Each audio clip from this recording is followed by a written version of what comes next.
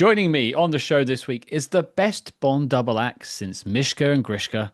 Their books have gone on to become go-to guides for Bond fans around the world. They are the men behind Some Kind of Hero, the remarkable story of the James Bond films, Spy Octane, the vehicles of James Bond, and now Darker Than the Sun, an atlas of James Bond movie locations. It's the veritable AJ Chowdhury and Matthew Field. Hello, sirs. How are you? Hello, Scott. How and hello, Cam in absentia. And everyone listening around the world as well. Yes, absolutely. What a great introduction. We like to call ourselves the Purvis and Wade of Bond fans, being writers. I see. I went immediately down Mishka and Grishka. I had to go that route. I think it's Well, I am a twin. you are, of course, actually, yeah. I'm a So twin. it writes itself. But, This is beautiful. I just, Um, I just won't go near AJ with a knife.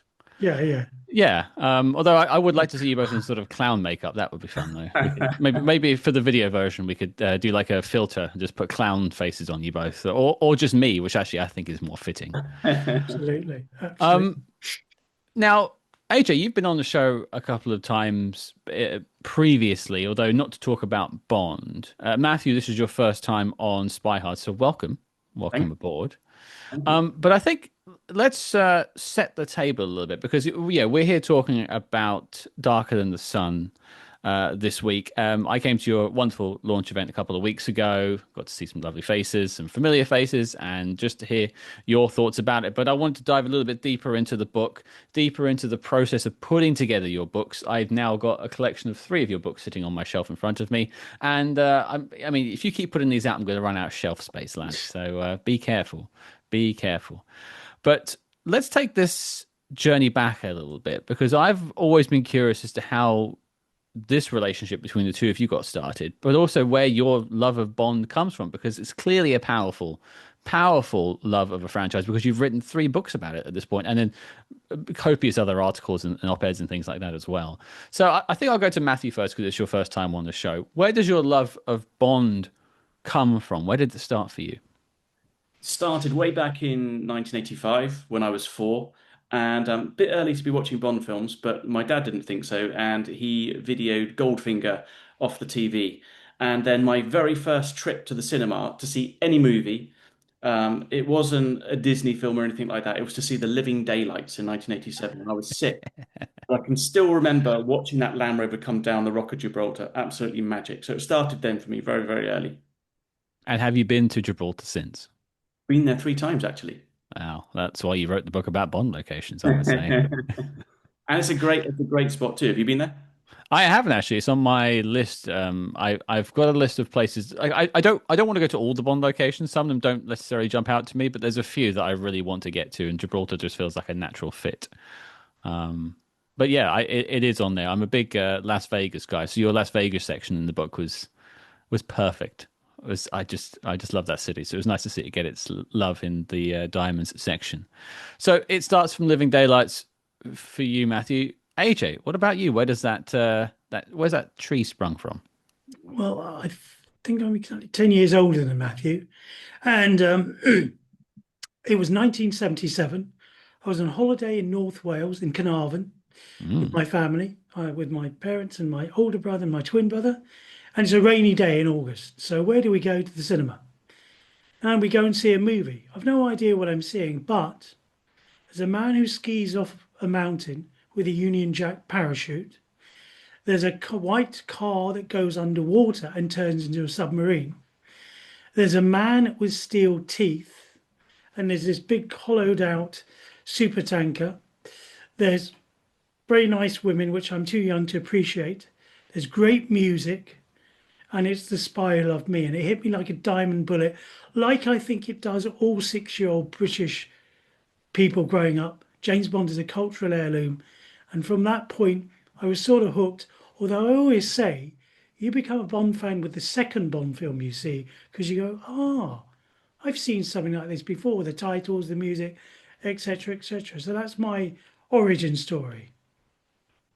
I think it's good. I'm not sure it quite holds up in the sense where I think my second Bond film was probably something like Octopussy. So or maybe that makes me the perfect Bond fan. That's probably why I was mentioning Mishka and Grishka earlier. Yeah. Matthew, you were about to jump in back to AJ there. I was just about to say that, even though The Living Daylights was the first one I saw in the cinema, or my first movie in the cinema, I Hmm. think really when I became a Bond fan as such, when I was really starting to understand what this franchise was all about and getting really interested in the making of it and the nuts and bolts behind it, was GoldenEye. Now, I think, if you talk to anybody that's around the age of 44, I was 14 when GoldenEye came out, it sort of created, the GoldenEye generation. I mean, it really that film really speaks for a whole generation of people. And we hadn't had a Bond film for a long time, and we went through that whole wonderful Daniel Craig era of 5 films over nearly 20 years.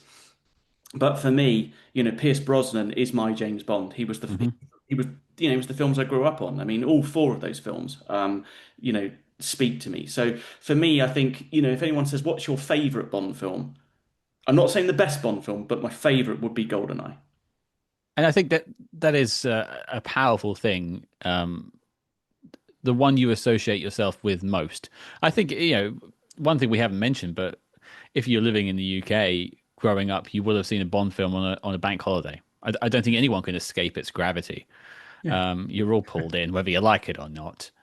And so I'm sure my first one was probably a Connery film, but the first one I went to the theater to see was GoldenEye, Yeah. and then Tomorrow Never Dies. And so you just think like I was pulled into that gravity well, and I am a Pierce Brosnan boy, and I'm an N64 guy, and that whole generation is exactly the same here. I think that's part of the reason this show exists is because of that 1997 video game and the Yeah. 1995 film.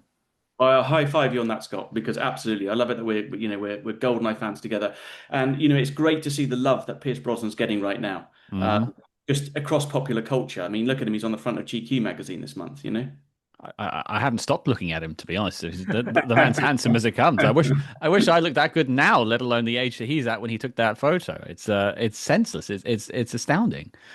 Uh, well, speaking of gravity, speaking of pulling things together, speaking of synthesis, the two of you, that's your Bond journey. That's how it began. How did the journey start with the two of you coming together? Where did that alliance form?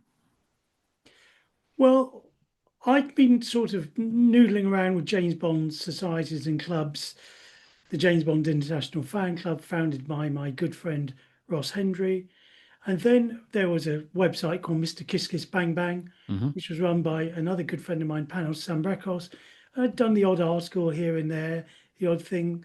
And then at some point, um, I used to run a kind of help out with a film store.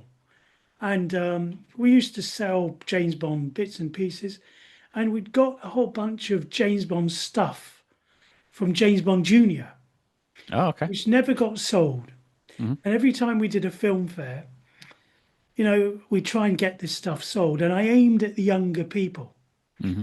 And one time, I don't know if you remember, has anyone been to film fairs where you buy this film bric-a-brac? They're kind of like mini conventions. I Sure. saw this young lad approach the table furtively. I said, "Get this stuff out. We've got a sale for this stuff, this kid stuff." Yeah. Anyway, the kid approached and he, okay, get the James Bond Junior stuff. And this guy asks me, "Excuse me, do you have United Artists, the studio that changed the industry by Tino Ballio from the University of Wisconsin Press?" So the Doogie Howser of James Bond fans is Mr. Dear Matthew Field. And we were friends and we became sort of simpatico then. We have the same, I think, interest in Bond, very journalistic, Hmm. very much sort of about the film industry, very much kind of, yeah, we have our preference and likes, but we understand the nature of filmmaking and producing and writing.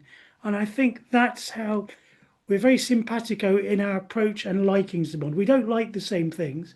We're more Lennon and McCartney, I'd say, rather than 100%. Purvis and Way. But I think we ultimately have the same taste and viewpoint of Bond, and we Hmm. have a huge amount of enthusiasm for it. But we're also critical about it as well. I think another thing is when we sort of like approached our first Bond book 10 years ago, we both had very much read the same kind of film industry books. My Indecision is Final. We'd read books like Adventures in the Queen Trade. by William Goldman, and these were really nuts and bolts film industry books that had, Hmm. almost they had become bestsellers within the field as well, and were still in print, Still in 10, print, yeah. 20 years later.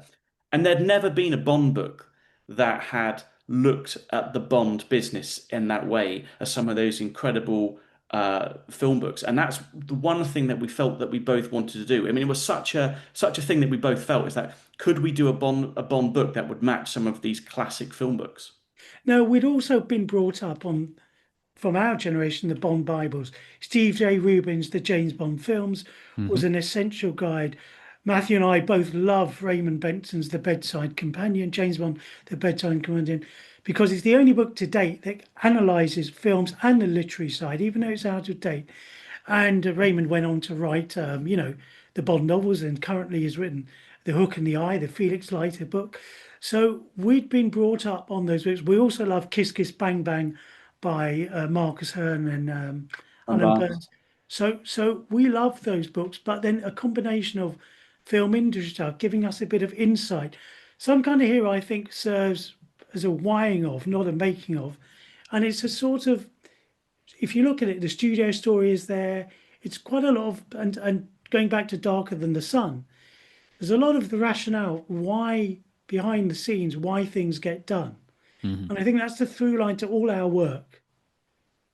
We certainly didn't want to be reviewing these films because I think in the age of, having lived through before the internet and after the internet, a lot of those Bond books at one point, especially in the early 90s to mid 90s, people they were review books. I mean, people were giving us their reviews on what they thought the best Bond films were, what they thought the worst Bond films were. We wanted to write a book that didn't include that opinion at all. And I think that when you look at what makes a good book today, whatever your subject, I mean, it could be anything, and not just James Bond, is that you need to be creating something, a story that's not available anywhere on the internet. And I think that's the one thing that we prided ourselves on across all three of our James Bond books is we go out there and we do the primary research. We interview as many people as we possibly can. I mean, just take Darker Than the Sun. We actually didn't think that we were going to have to do very many new interviews, but then before Hmm. we know it, we're talking to Martin Campbell, we're talking to Roger Spottiswoode, we're talking to the dear late Lee Tamahori, and Mark Foster, all these directors, John Glenn. We're going back to all of them to ask them specifically about these locations and to ask them questions that no one's ever asked them about before. And I think that when we put these books together, it's something which is not Googleable. that's what we take pride in, I think. We also begin the process. We have a large collection of Bond and material anyway. Hmm. All the interviews ever done, all the magazines, trade magazines going back to the 60s. And we draw up all the interesting stuff. We've also read all those books. So we start where all the other books end, and then we say, well, what's the gap in the record? What, when we interview people, what do we say? We have a huge extensive process to do those interviews.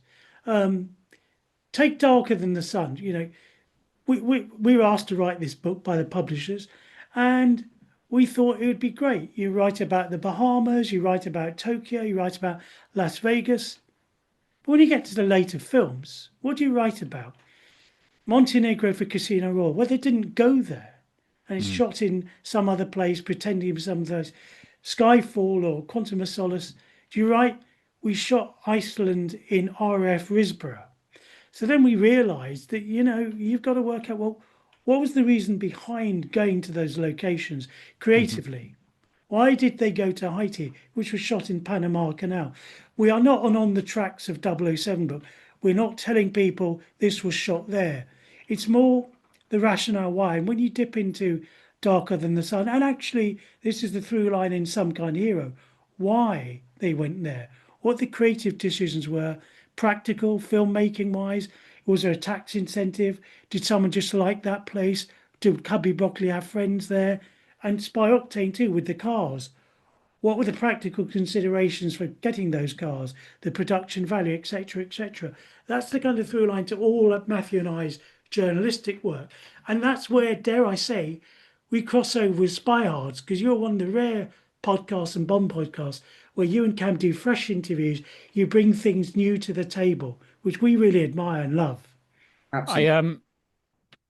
I'll cut you off because I can't take that much good praise. I don't think it ever quite suits me, and I thank you for it because when it comes to journalistic perspectives on Bond and film history, you two are untouched in my book. So and you've got three very good books about that. And there's something going interesting going back into the beginning of that story. There was some kind of hero with the idea of subjectivity and objectivity.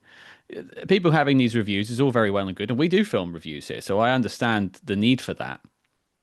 But there's something quite timeless about objectivity and truth and the journalism in a sense.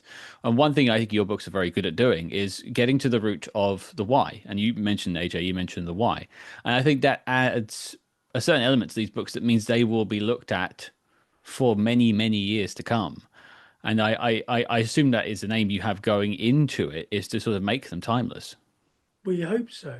Mm, Um, the thing about it is, I grew up in the 80s where there was a Sean Connery, Roger Moore divide. sure. And there was a lot of snootiness about Roger Moore, like there kind of was about Pierce Brosnan. And now, if you look at the reviews then, Roger Moore was terrible. Of course, now times have changed.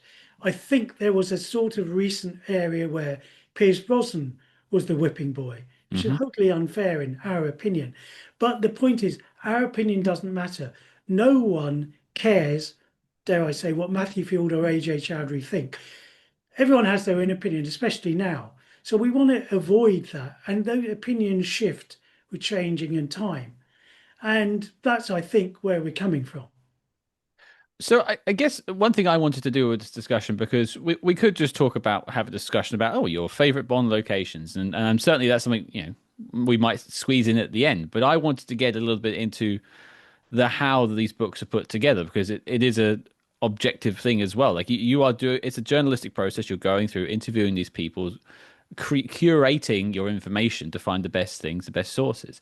So what is the sort of day one plan? If someone said, so I know, for instance, I know Spy Octane, I think was came to you, and I believe also Darker Than the Sun was a request as well.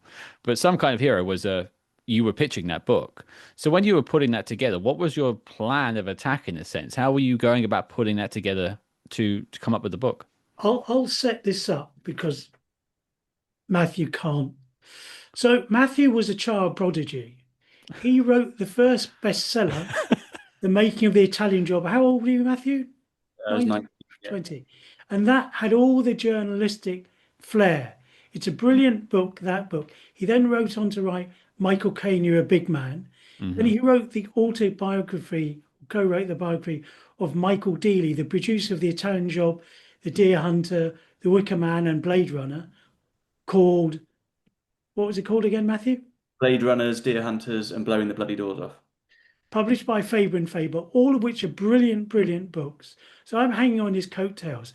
And actually, when we pitched, in fact, we turned down publishers for Some Kind of Wow. Hero because we Okay. had a very specific idea. We wanted, in the age of the internet, Hmm. apart from all the journalistic and interview stuff, we wanted it to be annotated, well sourced, and reliable.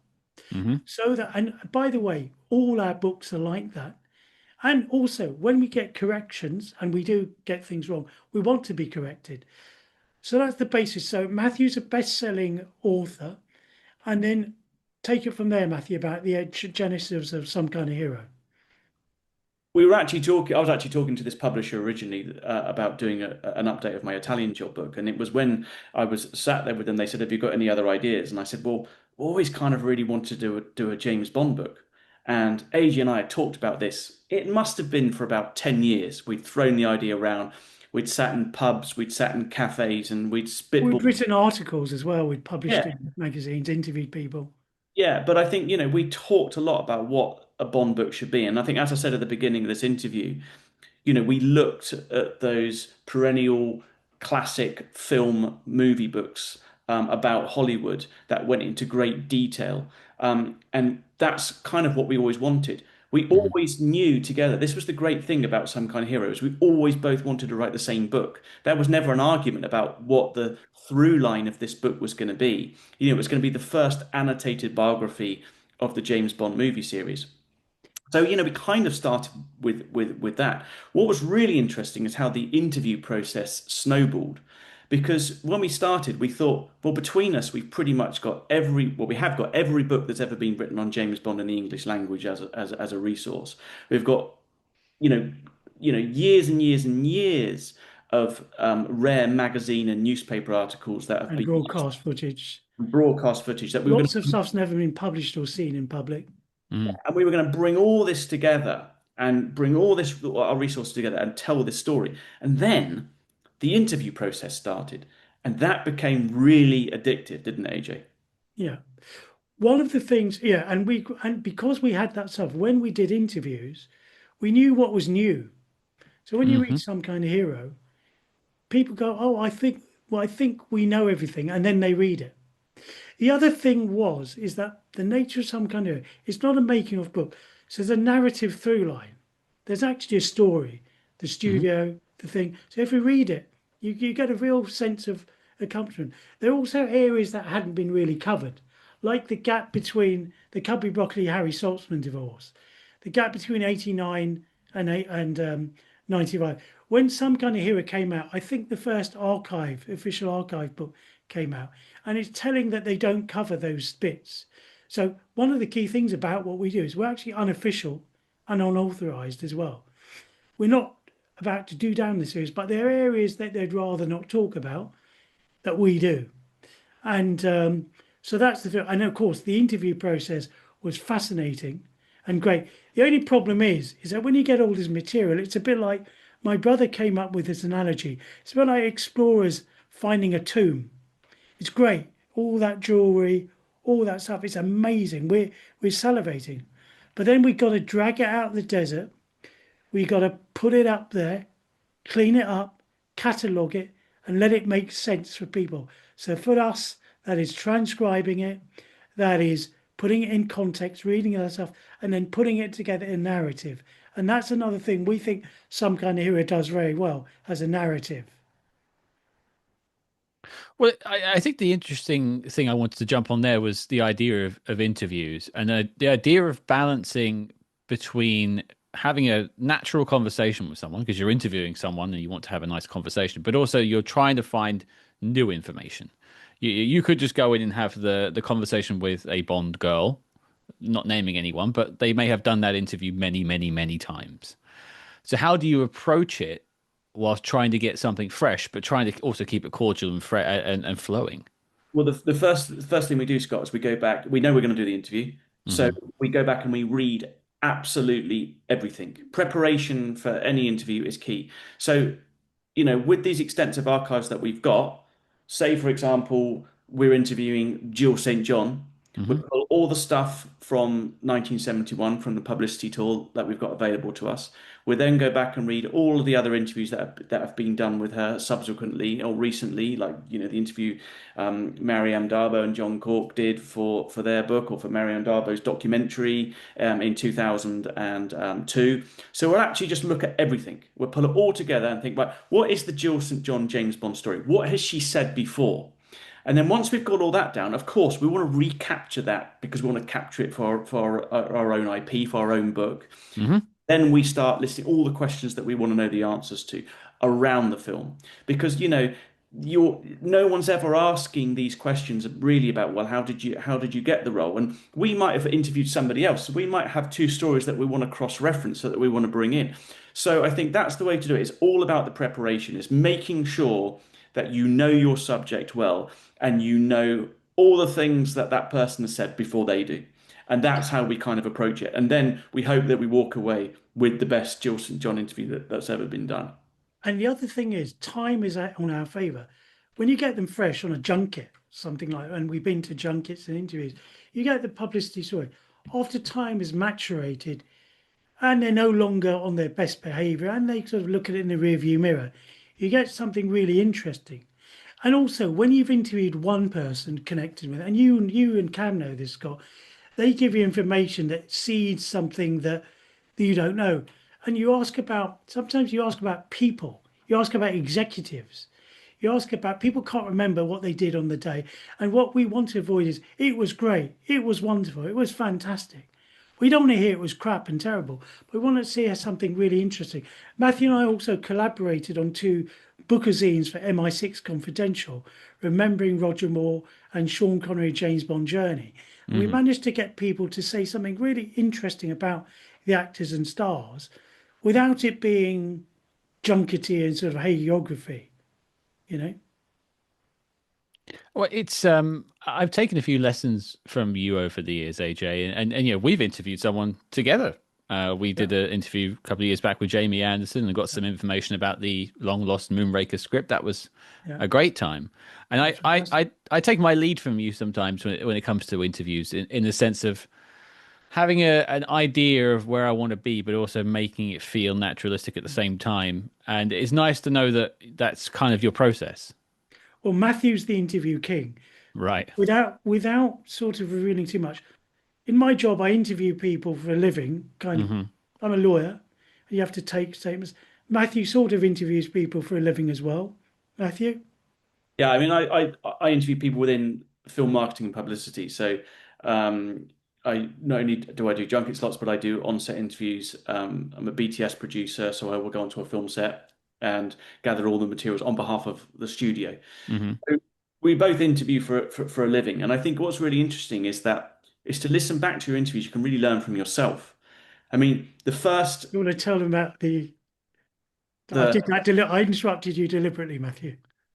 Oh, okay, okay, yeah, yeah. No. So if the one thing we do is that if you we some of our early interviews go back to the year 2001. 2000 or 2000. I mean the Yeah. very first interview I ever did, Scott, myself, James Bond interview was with Desmond Llewellyn for my school Oh, magazine, yeah. which was in 1999. And this was an amazing thing for me because, Hmm. here I was 18 years old. I got invited to Desmond's house. He was just about to go and shoot his scenes for The World Is Not Enough. Hadn't done them yet. All he knew was that he was going to share scenes with John Cleese, but he didn't know what. And, I did this 2 hour interview with him, going right back and asking him all this stuff. And it was, I thought that, yeah, this is the, definitive interview.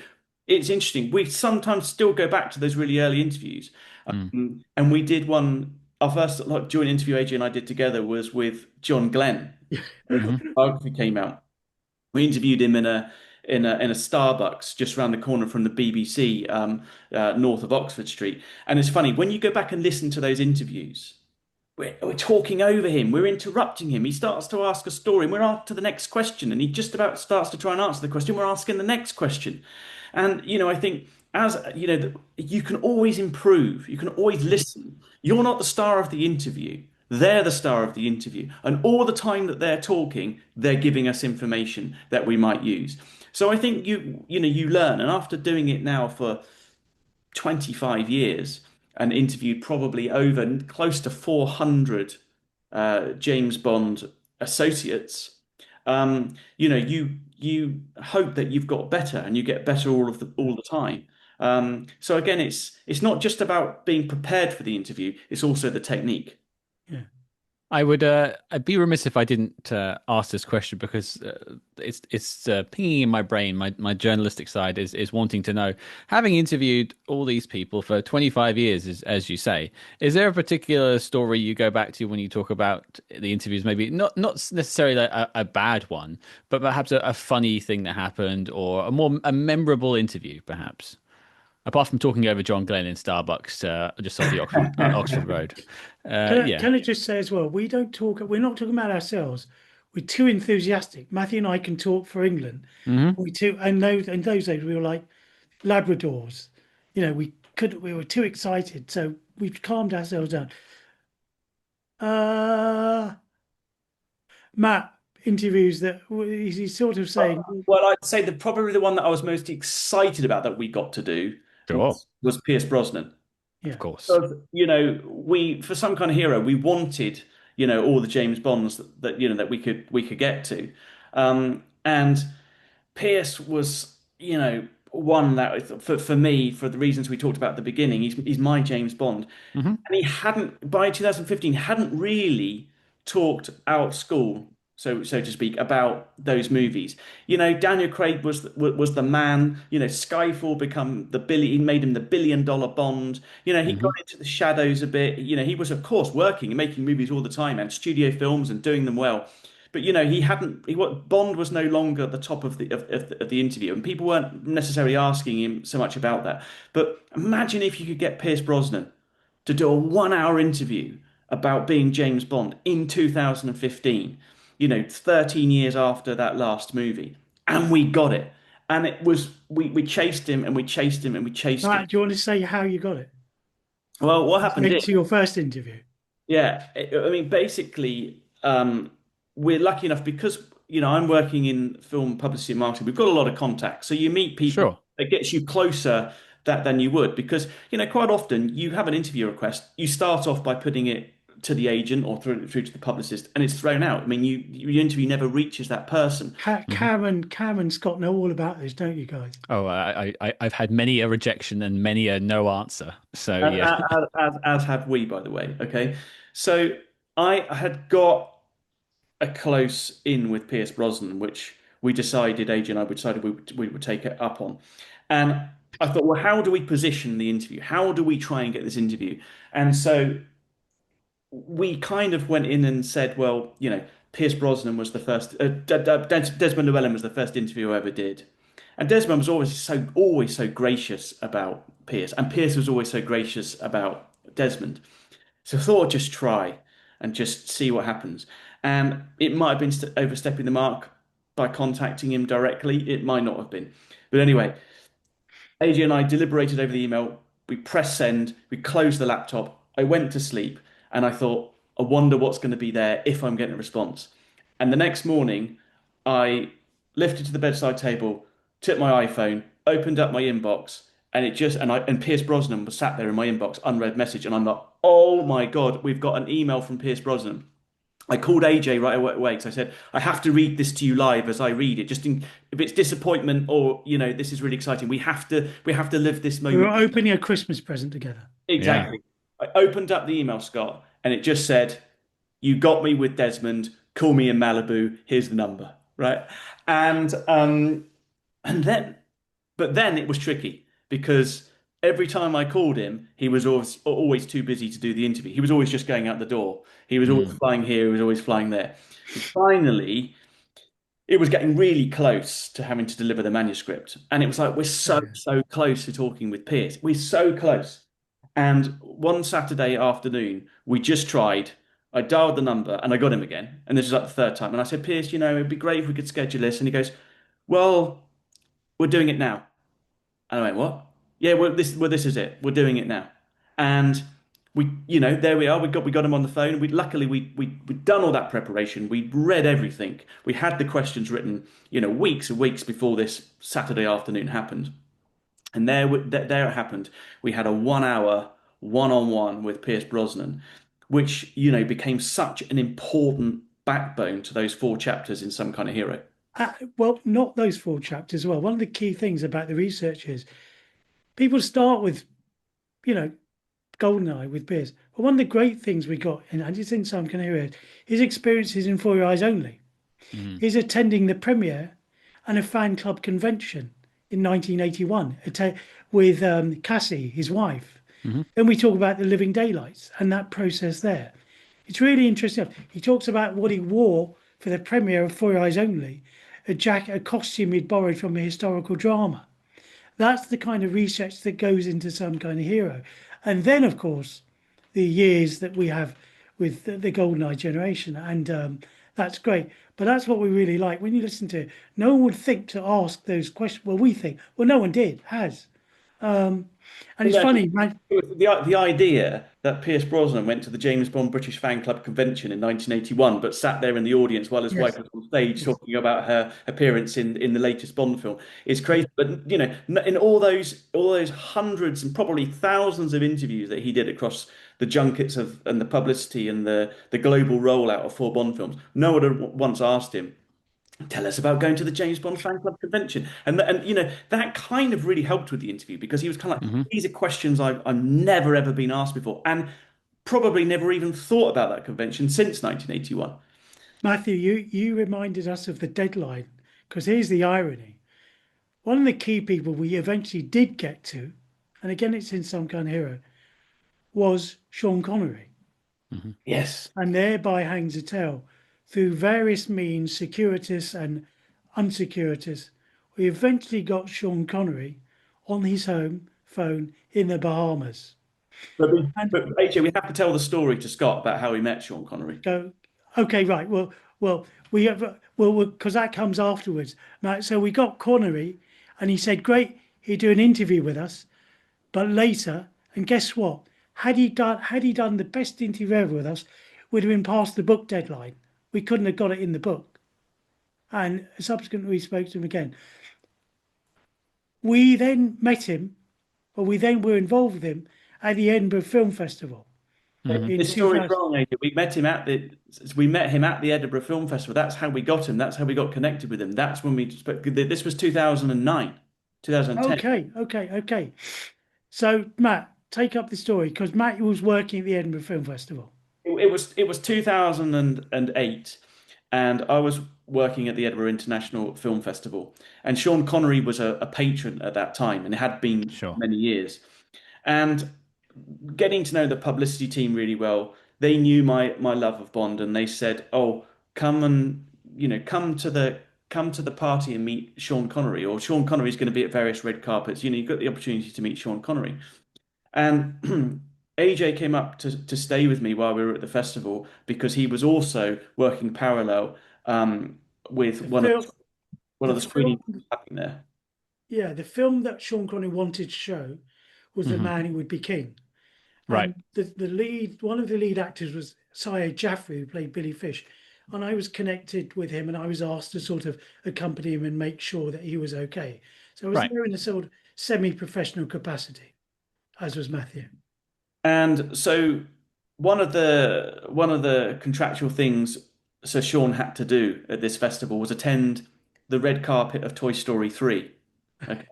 So there he is, photographed on the carpet with Buzz Lightyear and Woody. And then afterwards there was a private Ceilidh dance, Scottish traditional dance. Hmm.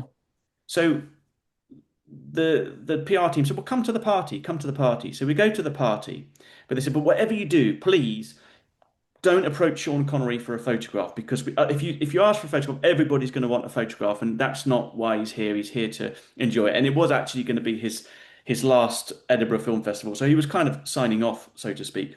Hmm. And we were there in a kind of professional capacity. We're in the red carpet zone in Yeah. the enclosed area, but you couldn't abuse that. So, but we were thinking, how do we do this? How do we work this?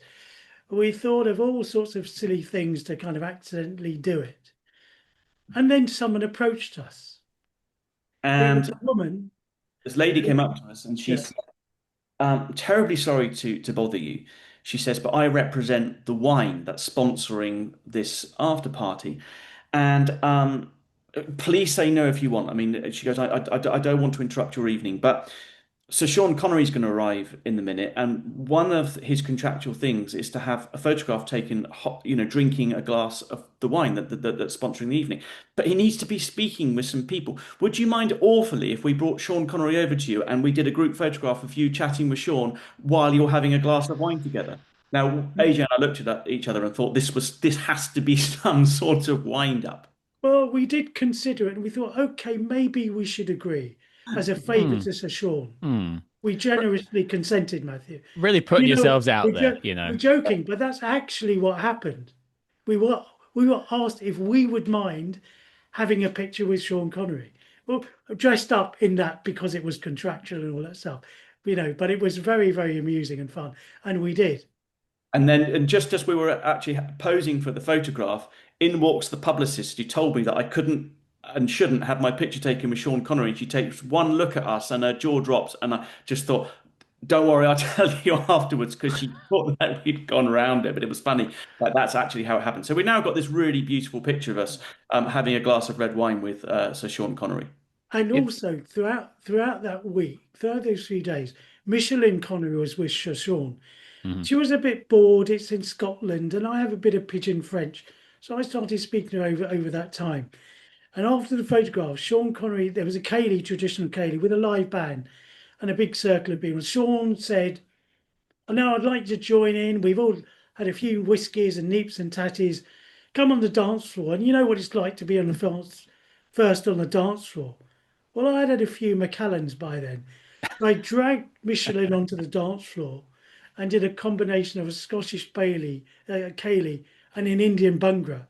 And Sean Connery was so amused. I'd nicked his wife for the first dance. He was clapping away. It was just, you couldn't invent an evening like that. And then, Scott, Yeah. we asked for the interview. Okay.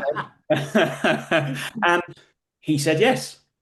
And we chased him down to the Bahamas, and we actually featured some of it in the revised, updated paperback edition, That's which came right. out a couple of years later. That's So right. again, it was these very unique situations with Pierce, with Sean, as to how we managed to get them to contribute to some kind of hero. I always remember at that time the biggest one that we had interviewed was Denise Richards, and I remember pressing the go on Zoom, and I had to do the intro. All eyes were on me, and I completely bungle it. My foot is firmly in my mouth. Now, luckily, and even through the power of editing, you don't hear that on the episode. But even you gents know that even now I still bungle intros thanks to the power of editing. They won't know that, but I'll tell everyone anyway. I want to bring us back to Darker Than the Sun, but I want to do a quick drive-by, if you will, of Spy Octane, because you're coming off of, I mean, what is to many people one of the, if not the Bond Bibles, with some kind of hero.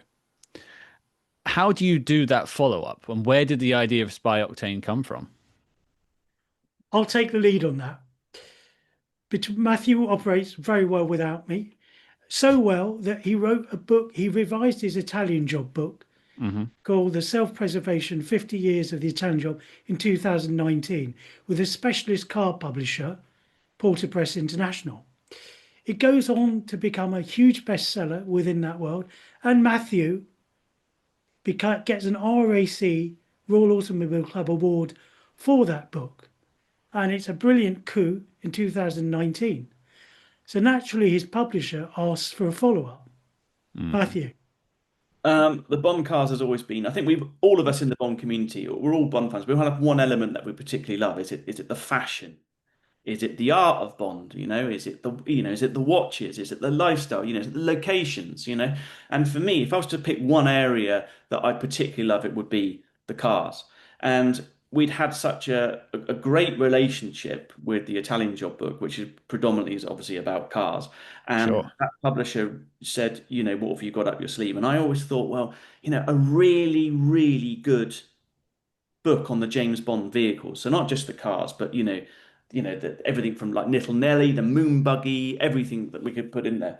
So I floated the idea. This was actually during COVID, and I remember talking to AJ about what we were going to do next. And I sort of floated the idea, and he liked it, and he could see that it could be good fun. So we started to sort of like map it out, and we talked to Porter Press about it, and they were really keen, really keen. But the more AJ and I talked about it, and because of the way we go into this, do this deep dive, and we want to leave no stone unturned. I sort of like said to them, we're going to need more than one book to do it though, to do it justice. I Mm. think we're going to need two. And they were good with that. And there's not a lot of publishers that would let you take a subject like Bond cars and say, well, actually, we need two books to do it over. Hmm. Ultimately, as we got going on what we thought was volume one, we realized that we were going to need three. So that's kind of how it started. And that allowed us to do a 450-page deep dive on the vehicles of the first seven films. And so that's kind of how that book started. And there's no other publisher in the world that would have given us that freedom on this particular subject. And here it is. And it's a book that we're really, really proud of. And I think what's interesting with Spy Octane is the accolades and the praise we got came much more from the automotive industry and Hmm. press than it did from the Bond world. I mean, we are really lucky. I mean, all of the key motoring magazines in the UK all gave it Book of the Month, all gave it 5 stars. And especially the Aston Martin community, they absolutely loved it. And so, in a way, maybe it spoke to that audience more than it speaks to Bond. maybe, you know. Octane is also a book. It's lots of books in one. It's a making of the films, the all the secrets. So we break down each Bond film into its component parts, and there's the vehicular set pieces. So the car chase, how that creatively came about. The Only Twice was supposed to be the helicopter chase emerged late in the process with Roald Dahl. The Aston Martin chase in Goldfinger, how creatively that was extrapolated. Then we chart the production, how it was actually made, what was shot, the incidents on the day, then sort of the post production and the special effects magic and the premiere. And then, uniquely, Spy Octane follows those vehicles, the detective work, what happens after they were shot in the film. And there have been books on Aston Martin before, notably Dave Worrell's The Most Famous Car in the World, which is the best book. But that was only about the DB5. We do all the vehicles and have turned fascinating stories. Little Nelly, and again, going back, the track record and what's on the record in DVDs is sometimes wrong. So there was a huge interview process and also a document thing that we Mm. really would delve deep. And Matthew, you want to take that over? I think what was great, Scott, is with the bit of finding out where the vehicles today, what happened to them, is we tracked down all the owners of what happened to all four Aston Martins used in the filming and publicity of Goldfinger and Thunderball. The two 2000 GTs used in You Only Live Twice. The Mustangs from Diamonds, the Bentley from Rush with Love. We found where all these cars are now, and but the owner subsequently, so who owned them after the film. So like you've got the gadget car, the effects car as we call it, from Goldfinger, the DB5. That went through like three separate ownerships after Thunderball. And we found all these owners, and they went into their attics, into their basements, and pulled all the photographs out they'd taken of the car. And the stories and the adventures of these cars after Bond were just as interesting as when they were actually in the movie. And that was a really, really fascinating process in terms of the research, was finding these owners, finding what happened to them. And some people bought a car not realizing it had been in a Bond film, and just found out subsequently when someone said, "Do you know that your car was in On Her Majesty's Secret Service and Diana Rigg drove it?" So it's that for us, I think, was the fascinating part of that book, was it was after the film, not just the making of the film. Something Another, that blew me away from a conversation I had recently, actually not about Bond, but about Herbie oh yeah. and the Herbie vehicles and the provenance of the Herbies over the years and all the different permutations of Herbie. And I'd never known there was such a love for the Herbies out there. And you think if you a small community like Herbie, you then transpose that onto a bigger community like Bond, there has to be a voracious group of people out there that want to know every single scrap of detail about the history of these vehicles. And so I think you're really scratching that itch with the book, and it's quintessential Matthew and AJ that you would go to these lengths and do it so well. One of the other things about Spy, all our books, is they're unofficial and unauthorized. Hmm. And that afforded us an opportunity to get pictures and material that's never been seen before. That community delivered up wonderful pictures, wonderful memories. And most of the pictures in Spy Octane have not been seen even by the Bond people and the car manufacturers. And that was the photographic material. There's over 1,000 pictures, most of which have never been seen before. And that's an incredible photographic journey as well. That's why it's a huge design piece. We've got to shout out to Porter Press's International's designer, Martin Paul, because he made visual sense. It's a complex narrative, and it's really, really visually stunning. The book costs £100, Hmm. £99. But we think as a coffee table book, it's a stunning work of, it's not ours, not our achievement, but a combination of the team behind us. I think you do yourself a little bit of a disservice. It is a lot of your work too there. But what I will say before I take us to Darker Than the Sun, because I've got some location questions I want to get to and talk about the book a little bit more. Cards on the table, best Bond vehicle.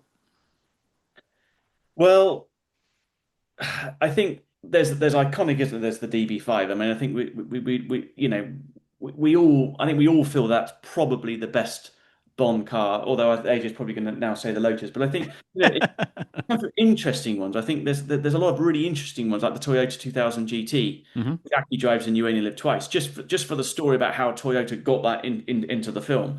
But I I think think in Spy Octane, we really that it actually becomes a very interesting car. Allegedly, it's Daniel Craig's favorite car, and there's a lot of myth about it. And I think that emerges as a hero. My generation, well, I love the Lotus, but of course, we all love the DB5. The DB5 is kind of a little bit played out sometimes because Sure. it's so iconic that sometimes you like a difference. But although I have to say, guys, I agree with that point, AJ, and I think, when we knew that, the Aston Martin DB5 was going to feature again in the pre-title sequence of No Time to Die, we sort of rolled our eyes a bit. But all of us were absolutely pumped when we saw it in that movie and what they did with it, because it was, as soon as he's in that square and does the donuts with the car, you suddenly think, you pinched up, this is why I'm a Bond fan. exactly, I remember at the premiere watching those landmines in No Time to Die Hmm. roll out, and it's a throwback to Goldfinger, and we just went this Mission Impossible Pat, Matt Helm Pat, Jason Bourne Pat. I know this is Spy Hards, I but as might fight Matthew you on says, some of those words, AJ. I might fight you on that. as Matthew said, we looked at each other. That's why we're Bond fans, you know. Well, like Icarus, we're getting closer to the sun. Let's talk about Oh, I it. love it. Um, you've come back. This is the third book, although there will be more Spy Octane, of course, to complete the volumes. But locations, where did that come from? Obviously, there was a love of vehicles coming from you, Matthew. Is this your brainchild, AJ? Where does the location work? It's none of our brainchilds. Ah, We were hard at work with Spy Octane when Matthew, what happens? We got contacted by a publisher completely out of the blue that we had no connection with, mm, that had seen our work and had said, we are going to be publishing a James Bond movie atlas. The the book is signed off as such. The project is signed off. We're now looking for a writer. So they said, what we'd like to talk to you about is your ideas, and whether this is something you'd be interested in doing.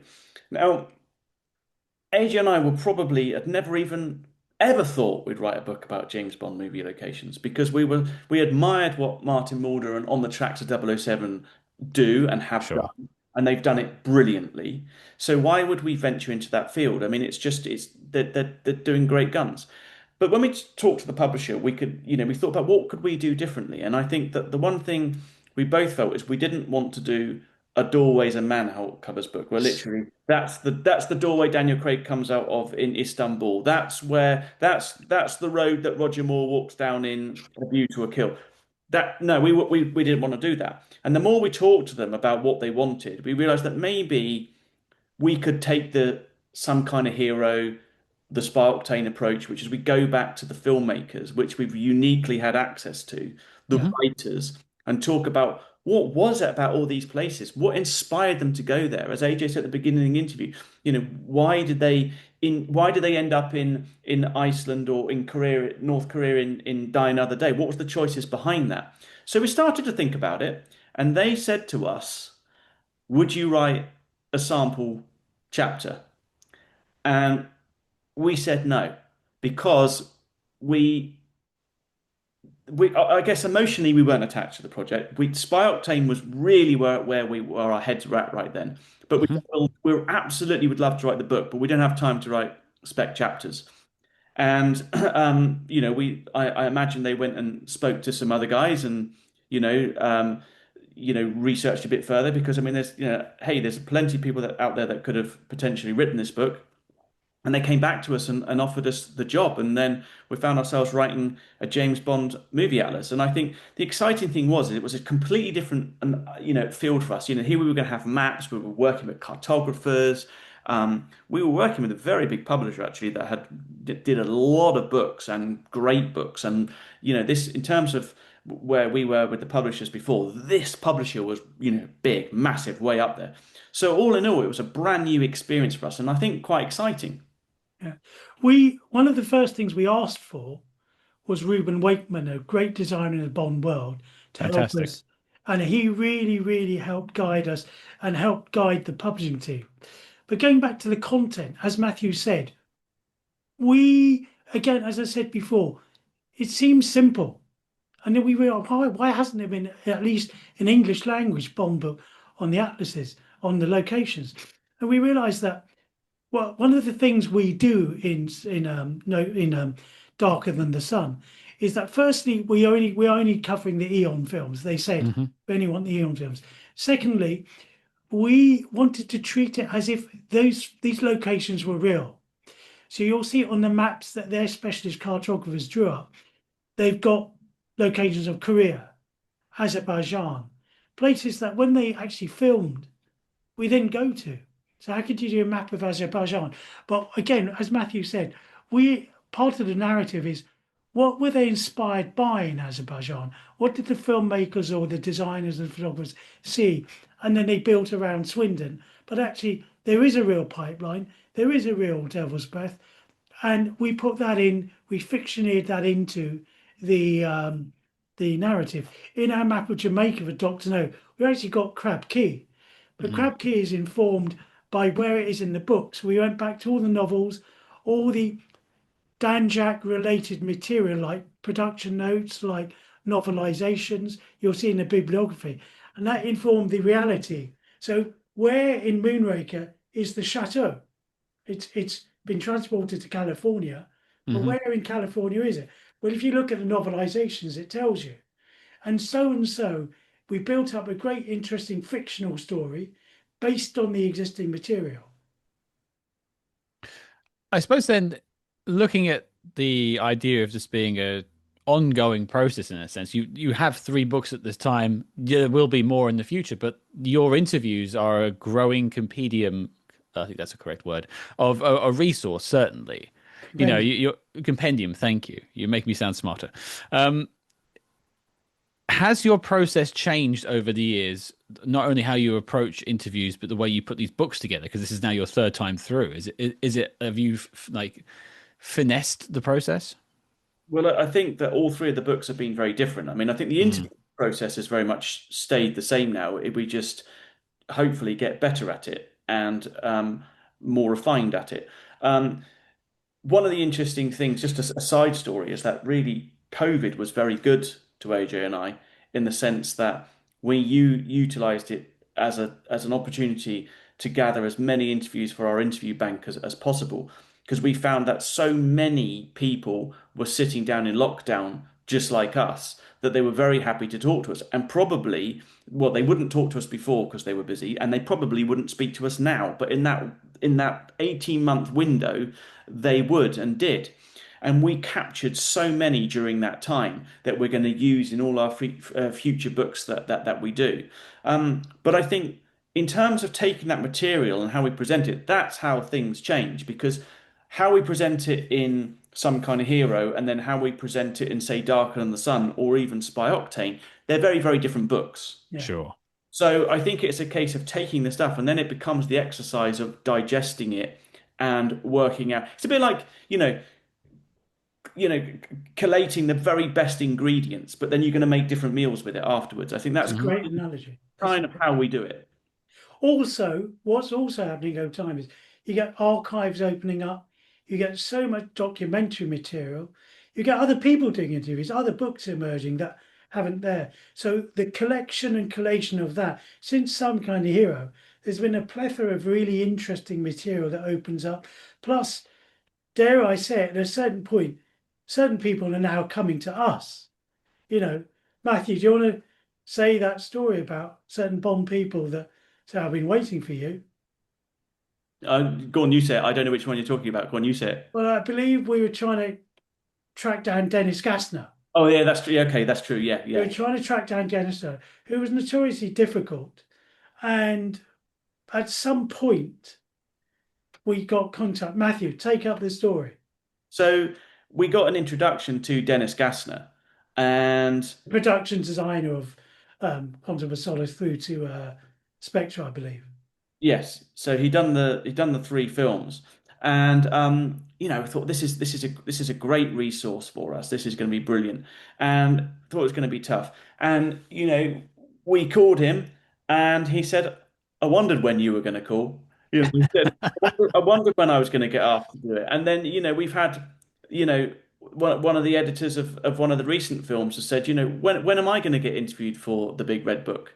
So, it's quite fun that we know that people who work on the Bond films and have been involved in the Bond films very recently are reading our work and sort of Mm. like working out when they're going to get their turn, which is very flattering. Yes. Well, I suppose then, looking at it as a proposition in a way. I mean, this book has come out fortunately towards the Christmas period. I'm sure there'll be a lot of people listening thinking, "Oh, I might treat myself to a little stocking filler that might be just slightly darker than the sun." What is the book uniquely offering that they can't get anywhere else? Well, as Matthew said, we were privileged to get access to filmmakers. Mm. And I tell you what happens in the later films, as I said, where you get lots of substituted locations, you get fascinating insight from, say, Robert Wade tells us about, in particular, Silver's Island in Skyfall. Hmm. So we know that's shot in Hashima near Japan and Yeah. a combination of Turkey and Pinewood Studios. But in the film, where is it? So he outlines Silver's background in Hong Kong and Macau, and that logically, narratively, a bit of backstory that never made it to the film, and that eventually Silver's Island is in the Straits of Macau, and he explains why and where that is, and fictioneering, and that's a great bit of insight that appears nowhere else. And similarly, we get bits of Mark Foster, why Mm. the Bond film was shot in Haiti, even though it's in Panama. Matthew, can you remember Mark Foster's biographical background? Yeah, because he spent some of his childhood in Dominica. That was right. Yeah, Correct. in the Dominican Republic, which says, and he was inspired by that world. And John Logan speaks wonderfully about locations and their function as a screenplay. He talks about locations in a Bond film almost like musical numbers in a musical. Mm. So they speak really well about not only the filmmaking but the structure of it and what it means uniquely in a Bond film. And You that know, is really, really interesting. and you take going back to Dennis Gassner. You're talking, asking him questions and getting him to talk into the locations in a way he probably hasn't talked about them before. I mean, like how, from a design point of view, how did he want to present Rome in the film? How did he and Sam Mendes work to present Rome differently to what we've seen before? Because Rome's been seen in so many films. And I remember, one interesting late night Zoom call we had was with Purvis and Wade, is that we were trying to plot on a map where all those spots would be in North Korea. Where would the beach be that he washed up onto? Where would the prison that he would have been held in been? Where would been the exchange between Bond and Zhao would have happened? And it was quite interesting to start plotting that because they'd done all their research themselves. So we were going back to them and they would have thought about all this at the time. It might not have made it to the screen, but it certainly would have been thought about. There's a great story because I mean Purvis and Wade have got great insight, having worked on seven of them over 25 years. And they said, the first thing they do is they have this book which they came back to time and time again, which was called The World's Most Dangerous Places, which, by the way, they bought in Stanford's. Okay, that's where they bought the book. Aha. We recently did well, you were there, Scott. I A was. wonderful book launch at Stanford's, the London's oldest map and shop in the central. A great place and a fantastic place. And I and f- and, and Purvis and Wade said, they would remember each script, meeting would start with each meeting for each new Bond film, and it was just a blank page. Mm. Where do we take Bond next? And he said, we'd look at Barbara, she'd look at Michael, Michael would look back to us. And he said Michael would do the same thing. He'd get up, he'd go to the corner of the drawing room at Eon Productions in Piccadilly and drag this old antique globe across the room to the table where they were sat, and he'd give it a massive spin and just see where it would take them. And he said that ritual would happen each time they started a new Bond script. So I think that's kind of insight which perhaps And Oh, that book, The Most Dangerous Places, kind of takes us to the title, which I want to talk about. Mm. Um, and it kind of it exemplifies the problem of darker than the sun Bond locations. As I said in the beginning, Bond locations were glamorous and wonderful and full of sunshine, which the common person couldn't go to. Hmm. Jamaica and the Bahamas were inaccessible. Now, as Purvis and Wade say, everyone can go there. So the edict is, where can't you go? What is difficult to get to, what now is exotic, is what's foreboding and forbidden. So what was once bright sunshine is now quite dark and foreboding. And when we were coming up with a title, we thought, what can we do? Now, in Some Kind of Hero, we'd interviewed David Arnold, and he told us about the process. When they were making Die Another Day, everyone had to throw in a title, and he came up with a title called Darker Than the Sun. And when we were coming up with a title for this book, well, we saw that title, we simply stole it and used it for the title of this book because it encapsulates the problem. And it's wonderful and it's Fleming-esque, and we think it really is apt for this title and explains the journey the filmmakers go through in finding locations and being unique and original. I think then sort of bringing it together a little bit about this book and about your journey with these books so far in your lifetime and all the ones you're going to be doing.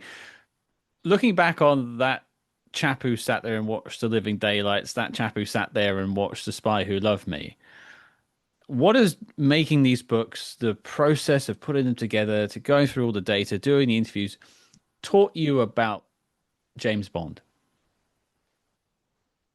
Well, I think we, as who work sort of in the industry, understand no one makes a bad film. Hmm. No one sets out to make a terrible. They're making the best thing they can do at the time through an audience for their own creativity. These are massive franchises, but the Bond films have been the Rolls Royce handmade franchise movies by Barbara Broccoli and Mike Wilson, alas, no longer with us. We hope David Heyman and Amy Pascal and Amazon Pictures retain that. And both Matthew and I are enthusiastic about Bond. We're glad, we're martini half full people, and we're optimistic about the future. So I think our love of the franchise, our love of the creative process, and the Fleming books and that literary world, Hmm. and the filmmaking process, and appreciation. No one sets out to do a bad job. So we always look at a Bond film with kind eyes, and the achievements they do, and go to the locations.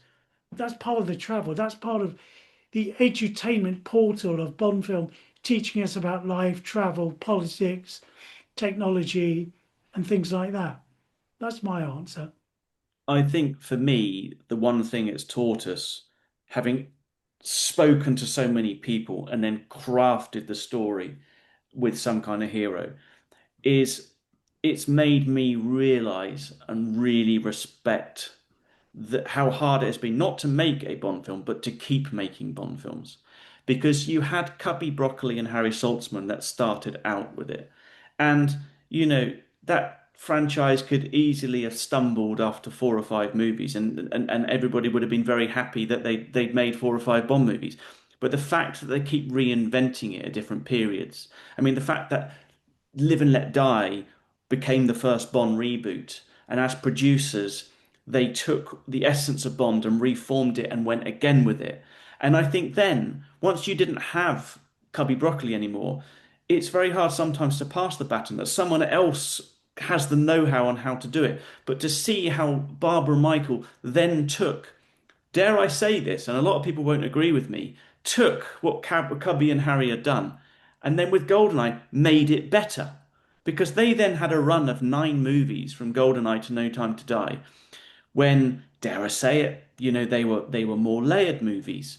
They were maybe better made movies. But it's that evolution's a great thing. I mean, you can only build on something what you've got before. But what I think is there's nothing else out there in popular culture which has been nurtured in the way that the James Bond films has. Look at all the other film franchises that have fallen away, and everyone's always quick to kick Bond and say it's had its day, but it always comes back fighting and on top.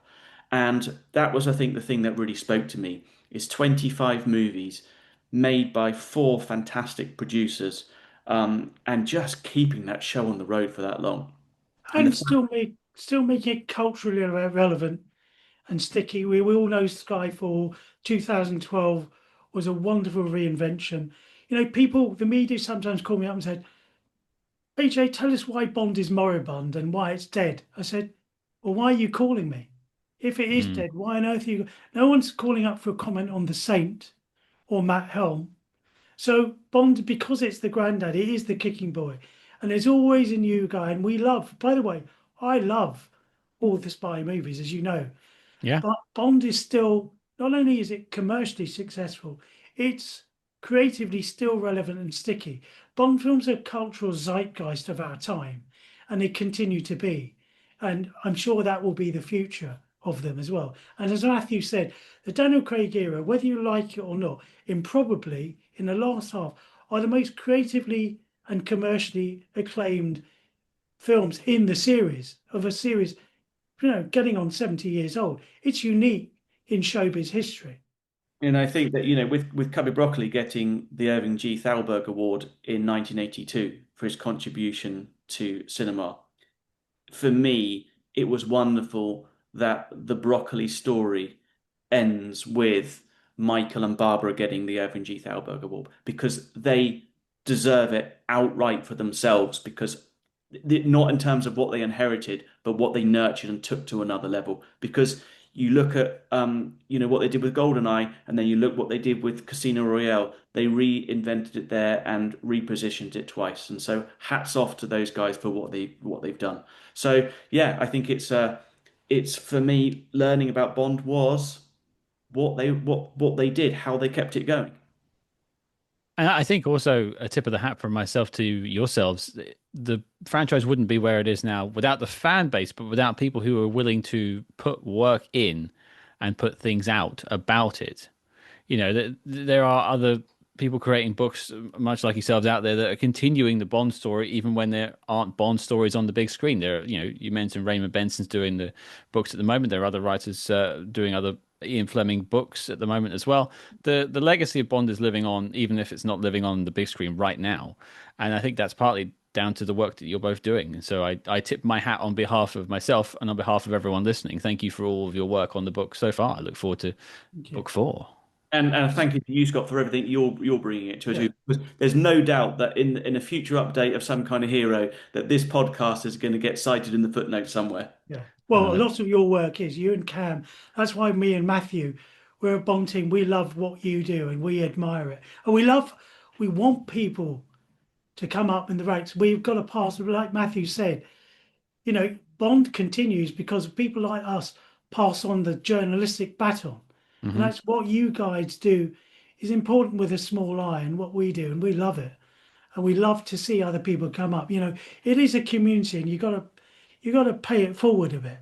I agree. Well, we'll wrap it up with a couple of quick fire questions. But before we do that, I just want to let everyone know there'll be links in the show notes below where you can go and get a copy of Darker Than the Sun. But I'll also put links to Spy Octane and Some Kind of Hero as well. So you go have a look at that. If you haven't already picked up a copy, or if you want to get a second copy or get a gift for someone, pick them all up. Why don't you? And I'll talk a little bit more about that when the show is finished. I'm sending links to Amazon. Is that your favorite place to send people to, or do you have a preferred seller that I can send people to? We'll send you. Porter Press International for Spy Octane is the only place you can really get that book properly. And then wherever good booksellers around the world. Fantastic.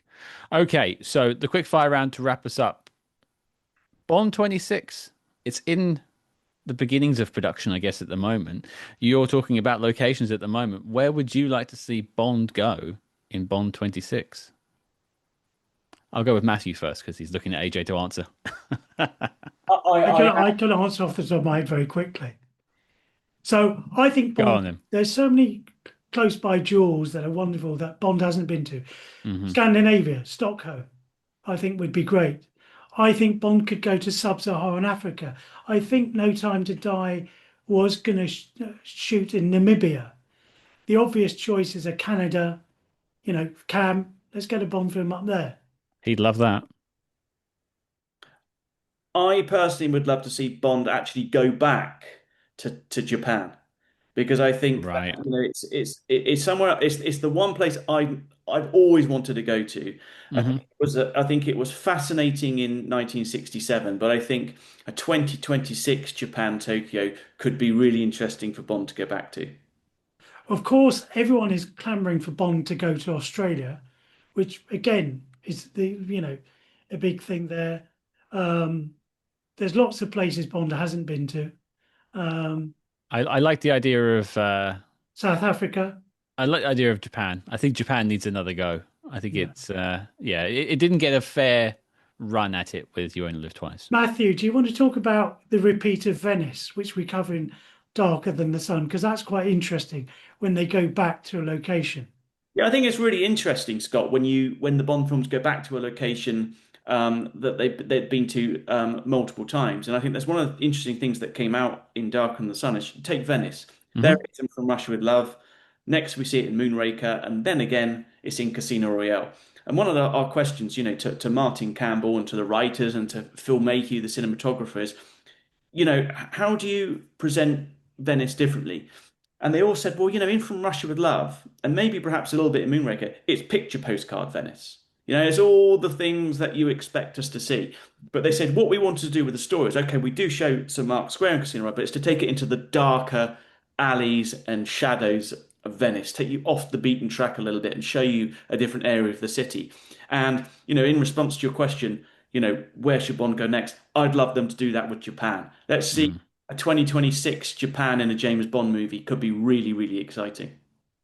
I agree. I agree. I'd be interested to see what Bond gets up to in a pachinko outlet. That would be an interesting 5 minutes. It's not quite Baccarat though, is it? It's I'd not. love, I'd love Bond to go back to America, but Washington or Mm. places like that. I Yeah. think that was quite a Fleming-esque city as well. Well, I have to rip the band-aid off slightly. This is SpyHards podcast. We talk about spy movies here, not just Bond. There's a much bigger world out there. And I wanted to know, firstly, what is your favorite non-Bond spy movie location? My favorite non-Bond spy movie location is probably, I mean, I really like Washington. I'm into Hmm. politics, and I think one of my favorite non-Bond spy movies is Clear and Present Danger, Right. the Okay. Jack Ryan Great movie, film. which Yeah. of Yeah. course is set in Latin America. But the Whitehall shenanigans are brilliant. I think Hmm. Washington reeks of, mystery and spies and politics and real life espionage, which I'm also interested in. So I think that's a great location. Well, look at something like No Way Out from the Yeah, 1980s. Like, absolutely. yeah, you've that's a Absolutely. does a lot of justice to Washington. Yeah. What about you, Matthew?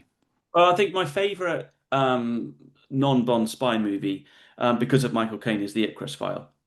Okay.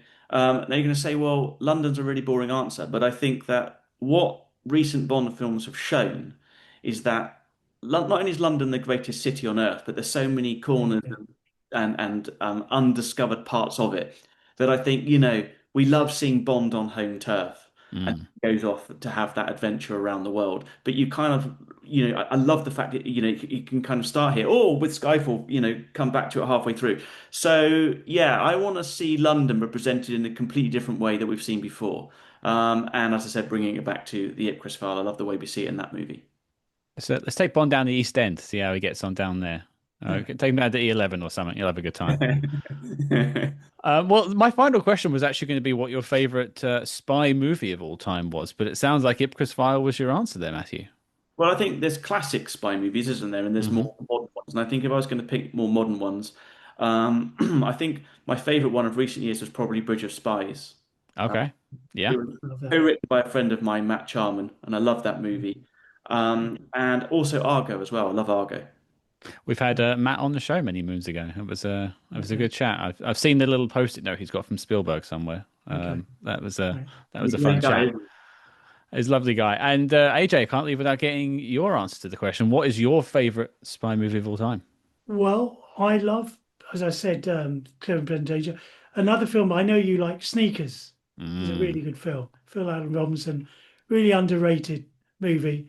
And I like real life espionage that sort of taps into what could happen and what does happen. So those films have a little bit of that, I think. Sneakers has like a comfort blanket feeling for me when I watch it, but there is also a very relevant side to that film, especially like if you look at it when it came out in 1992 and they're Yeah. talking about the web and all sorts of things before Yes. most people even knew what that was. Yeah, yeah. Exactly. And also for Matthew working in the sort of EPK fields, or not so much EPKs anymore, that was the first film with an electronic press kit, Sneakers. Oh, Was it really? really? I didn't Yeah, know that. What year was that? 92. Oh wow. Okay. Okay. That's And it had like a MS-DOS, like a prompt game where they could get more information about the film by playing on the floppy disk that they sent out to people. Yeah, fun times. Well, I can't fault either of those choices for favorite spy movie of all time. A lot of people will be very happy to hear Ipcress File. A lot of people will be very happy when they pick up a copy of Darker Than the Sun. And AJ, Matthew, it's been an absolute pleasure having you both on the show. We look forward Thank to you, coming back Scott. hopefully I someday. really enjoyed it. Bless Thank you you very much. and Cam as well. And where can people find you online should they wish to hunt you down and ask you more questions about Bond locations? Well, we're not influencers. We don't have websites. I mean, we've got our Instagram tags, Hmm. ACE underscore toots, TOOTS. And Matthew, you get me at OHMSS Matt, then you'll find me. There you go. Well, Matt with two T's. Matt with two T's. Well, Matt with two T's, AJ Chowdhury, thank you both for the time. We'll see you around. Thank Thanks you. very much.